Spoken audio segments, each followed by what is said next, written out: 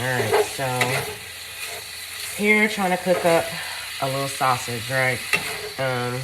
Be the last time I get some sausage because, yeah, that stuff is. Alright, so here trying to cook up a little sausage, right? Be the last time I get some sausage because, yeah, that stuff is just not good for you. But anyway, as much as I enjoy it, I'm to the end of buying it and eating it. But anyway, I don't eat it often, but still. Just first off, forgive my voice. I have been sick for the last 2 days. Again, it's part of the reason why I'm giving it sausage. I'm going to clean up my garden a little bit more. That's the first thing. Second thing is that I have on the sick rag, meaning this is what you're going to get because I look like Marge Simpson under this thing. I don't remember where I got this shirt from, but I love this shirt. But anyway, I just wanted to get on here and maybe encourage and enlighten some people about listening to worldly music.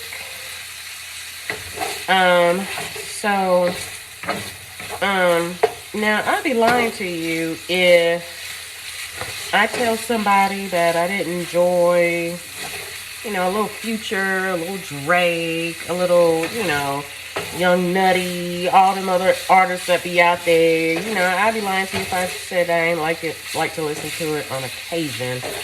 But I was walking my dog for the night, and I turned on a song by a particular artist. And when I turned on the song by a particular artist, this weird thought process came in my mind about an ex-friend who I thought was a friend, but turns out that person was not a friend. You see where I'm going with this? Going back down memory lane. And it brought up feelings of wanting to showboat, spend up money I ain't got.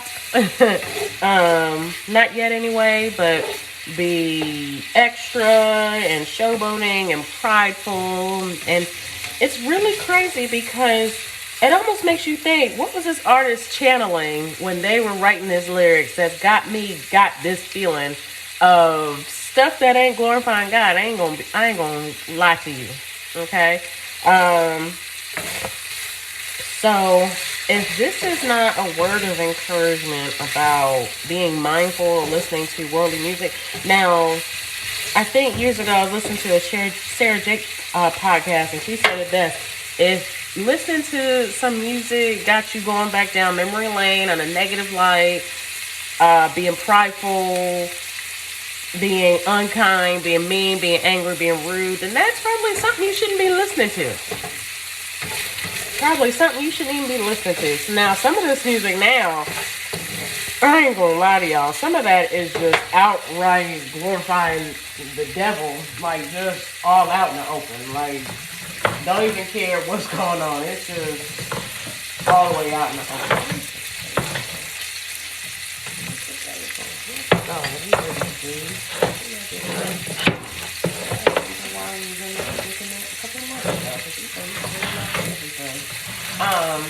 But yeah, I just want to encourage you guys. I ain't going to keep y'all. Number one, I ain't going to keep y'all because I sound crazy. Number two, I look crazy.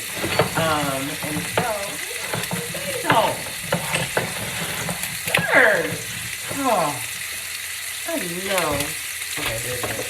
Little basil. Oh, parsley. That's what I'm looking for. Or whatever. We're going to make it work. Don't even care. It's still gonna come out good and pretty. But yeah, if this is, I give you a word of caution, you guys, just be very careful just about the music you listen to, because you don't know what type of spirits you channeling. You don't know who, the beats sound good and the hooks sound good, but you need to start really listening to the words of what some of these artists are really saying. Like, can you really recite that? The Bible talks about how there's so much power in our words. Are you really about to repeat some things like the song by one of them artists where it talks about, I'm better off in hell than without you? What? Girl, no. I'm not listening to that. I'm good. I'm good. So, like I said, I just want to come on here, let it be a word of encouragement about just being mindful of the music you listen to.